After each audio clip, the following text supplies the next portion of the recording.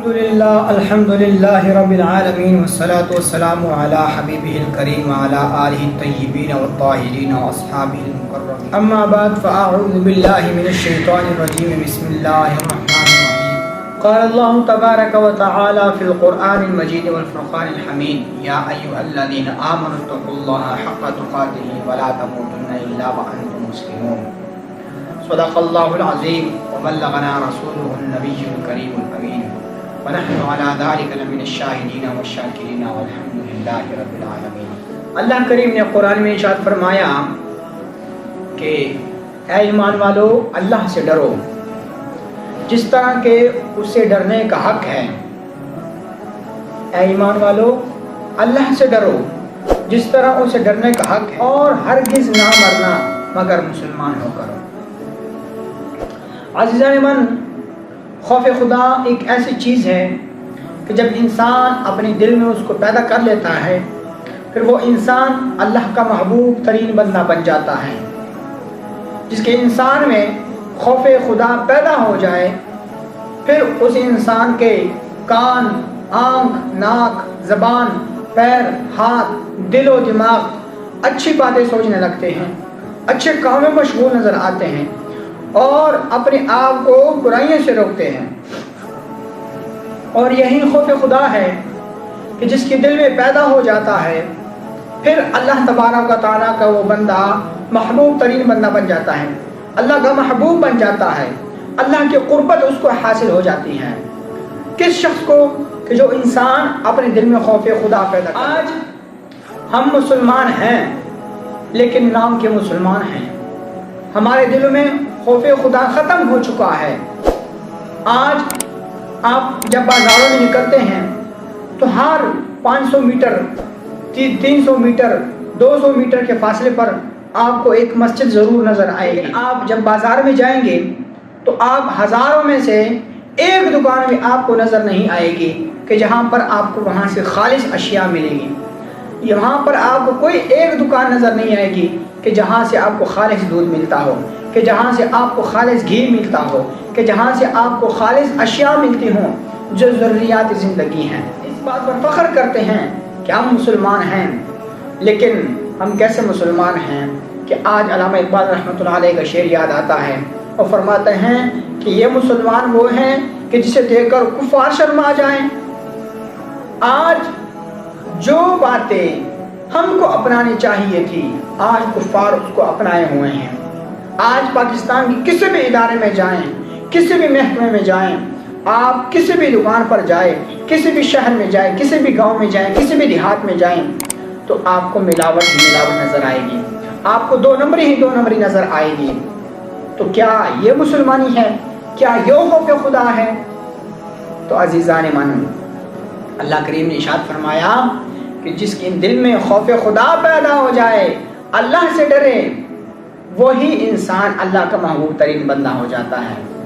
اس زمانے میں نبی پاک علیہ السلام کی ایک حدیث مبارکہ ہے۔ نبی پاک علیہ السلام نے ارشاد فرمایا کہ جب بندہ خوف خدا سے کانپتا ہے تو اس کے بدن سے گناہ ایسے جھڑتے ہیں۔ نبی پاک علیہ السلام نے ارشاد فرمایا کہ جس انسان کا بدن خوف خدا سے کانپتا ہے تو اس کے بدن سے گناہ ایسے جھڑتے ہیں یتحانت عن الشجرۃ ورقها، جس طرح درخت کے پتے جھڑتے ہیں اسی طرح اس انسان کے بدن سے گناہ جھڑ جاتے ہیں۔ اللہ اکبر کبیرہ، کتنی عظمت والی بات ہے کہ جو انسان دل میں خوف خدا پیدا کر لے اللہ تبارک و تعالیٰ اس کے تمام گناہوں کو معاف کر دے۔ اسی ضمن میں نبی پاک علیہ السلام کی ایک اور حدیث مبارکہ ہے۔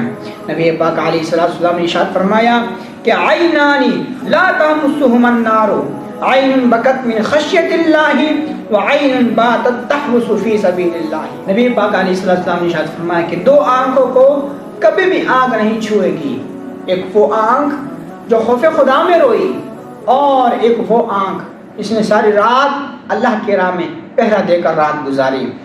تو عزیزان من، جو انسان دل میں خوف خدا پیدا کر لیتا ہے پھر وہ اللہ تبارک و تعالیٰ کا محبوب ترین شخص بن جاتا ہے۔ اس زمن میں ایک واقعہ حضرت امام غزالی رحمۃ اللہ علیہ نقل کرتے ہیں۔ وہ فرماتے ہیں کہ ایک نوجوان شخص ایک عورت پر فدا ہوا، اس کے عشق میں مبتلا ہوا، اس سے بے انتہا عشق کرنے لگا تو وہ عورت کسی قافلے کے ساتھ روانہ ہو گئی، تو وہ نوجوان، وہ عاشق، وہ بھی اسی قافلے کے ساتھ چل پڑا۔ قافلہ چلتے چلتے چلتے جب رات ہو گئی تو کسی جنگل میں قافلے کا پڑاؤ ہوا، تو رات کو سب تھکے ہوئے تھے، تھکاوٹ سے سب چور و چور تھے، پورا قافلہ غافل نیند سو گیا۔ تو وہ نوجوان اٹھ کر اس خوبصورت لڑکی کے پاس چلا گیا اور کہنے لگا کہ اے عورت، میں تم سے بہت محبت کرتا ہوں، بے انتہا محبت کرتا ہوں میں تم سے، خدا کے لیے تم مجھے اپنا لو۔ تو عورت کہنے لگی کہ ذرا جاؤ، ذرا قافلے کا چکر لگا کر آؤ، کہیں کوئی جاگ تو نہیں رہا۔ تو وہ بندہ دل میں بہت ہی خوش ہوا، خوشی خوشی بھاگتا گیا، پورے قافلے کا چکر لگایا، تو کہنے لگا کہ پورا قافلہ غافل نیند سو رہا ہے۔ تو وہ عورت کہنے لگی کہ اے بندہ خدا، قافلہ تو سو رہا ہے، اللہ کے بارے میں تمہارا کیا خیال ہے؟ کیا اللہ بھی سو رہا ہے؟ تو وہ بندہ کہنے لگا کہ نہیں، ہرگز نہیں، اللہ تو نہ کبھی سوتا ہے نہ کبھی اس کو اونگ آتی ہے۔ اللہ اکبر کبیرہ، اس عورت پر قربان جائے، اس کے تقوی پر قربان جائے۔ وہ عورت کہنے لگی کہ اگرچہ ہمیں یہ قافلے والے نہیں دیکھ رہے ہیں لیکن اللہ کی ذات تو دیکھ رہی ہے۔ سبحان اللہ، اللہ اکبر کبیرہ۔ نوجوان اللہ کے خوف سے لرز اٹھا، اس کا دل لرز اٹھا اور تائب ہو کر اپنے گھر واپس چلا گیا ہے۔ روایت میں آتا ہے جب وہ فوت ہوا، جب اس کو قبر میں دفنایا گیا تو کسی نے خواب میں اس کو دیکھا اور پوچھا کہ رب نے تمہارے ساتھ کیا معاملہ کیا، کیا معاشرہ؟ کہنے لگا کہ اللہ کریم نے اس ایک نیک کام کے بدلے اللہ تبارک و تعالیٰ نے میرے سارے گناہوں کو معاف کر دیا۔ اس ایک عورت سے جب میں نے اپنے آپ کو بچایا، اللہ کریم نے میرے گناہوں کو معاف کر دیا اور مجھے جنت میں بھیج دیا۔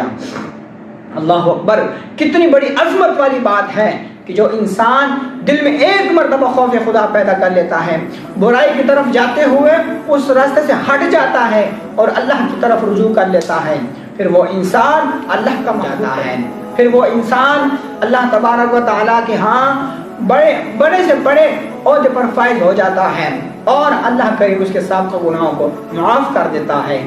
اللہ تبارک و تعالیٰ سے دعا ہے کہ ہم سب کو ہمیشہ اپنے دل میں خوف خدا رکھنا چاہیے اور اللہ تبارک و تعالیٰ ہم سب کو گناہوں سے محفوظ فرمائے۔ وآخر دعوانا ان الحمد للہ رب العالمین۔